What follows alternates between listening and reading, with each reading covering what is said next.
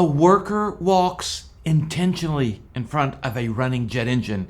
The update on the San Antonio ramp tragedy and other aviation news on this episode of Taking Off.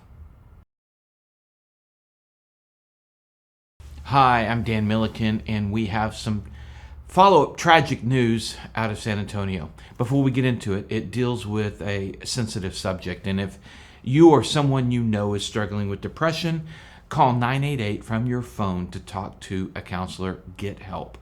And more on this toward the end of the video. Having said that, the latest news, the update on the person killed in San Antonio, a ramp worker for Unified Aviation, the company contracted by Delta Airlines, was killed at 10:25 p.m. on June 23rd as Delta Flight 1111 was taxiing to the gate.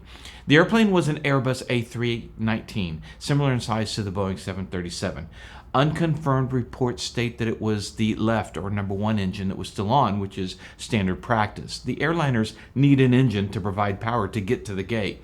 After landing, the flight crew usually will shut down one of the engines on a two-engine jet and taxi with the remaining engine. The Airbus 319 is a shorter version of the Airbus 320.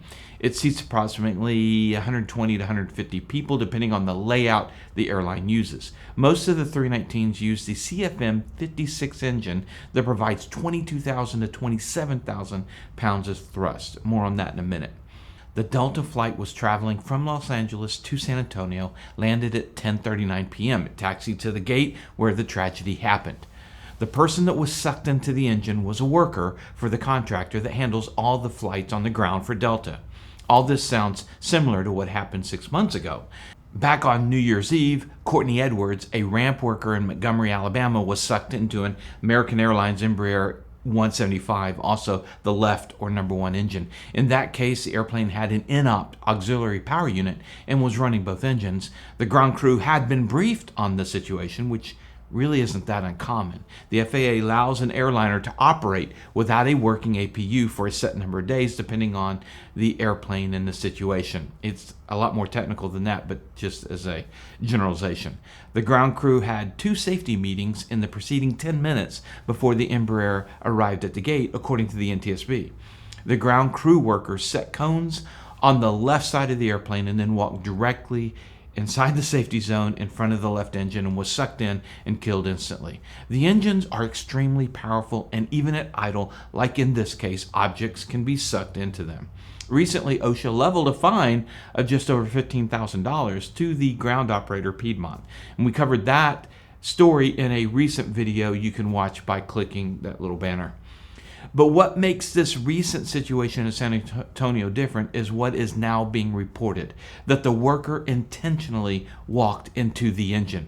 Also, two different sources have said a note was left behind by the worker. Unify has released a statement that the death was unrelated to Unify's operational processes, safety procedures, and policy. The NTSB is investigating this tragedy. Now, I'm going to address some of the most common questions that are popping up on our initial report about this story. First, people wonder why screens can't be placed in front of or built into the engines. The jet engine works by sucking in incredibly large quantities of air, then compressing that air, adding some fuel, and igniting the air-fuel mixture, resulting in combustion and thrust is generated by the escaping gases.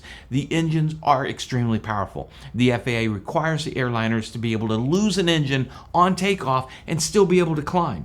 Even at idle, these engines can suck items off the tarmac. That being said, a screen or mesh in front of the engine will significantly impede the flow of the air, resulting in a lot less air compressed, which means a lot less thrust.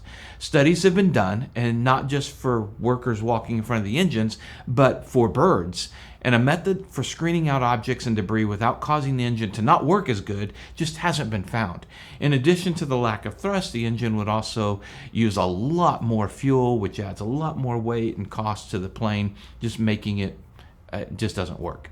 For safety, the ground crew are instructed to stay outside of a line around a running engine until the red beacon is turned off. The beacons are both on top and below the plane on the fuselage, which leads to another comment about safety training or the lack of it. In this case in San Antonio, it appears it's not safety related if the word intentional is being used. There's not a lot of safety training that can prevent someone from intentionally doing something like this, which brings us to the sensitive issue. If you are feeling this way, there are people that want to talk to you. You can call 988 or any of the prevention hotlines. If you know someone that works in a dangerous industry or job and you're concerned for them, open the lines of communication, talk to them, hear them out. And not just somebody that works in a dangerous job, anybody. And we did a video with Corey Robin on this subject. He lost his sister, and we talked about what you can do. And I'll put a link up here and also in the description. This is a horrible tragedy, especially for the friends and family, for the coworkers who witnessed this. I appreciate all the comments, and please leave them, but let's be sensitive to those that grieve. Okay, turning to less heavy subject. The air is heating up. Heat advisories are in place for a lot of the U.S.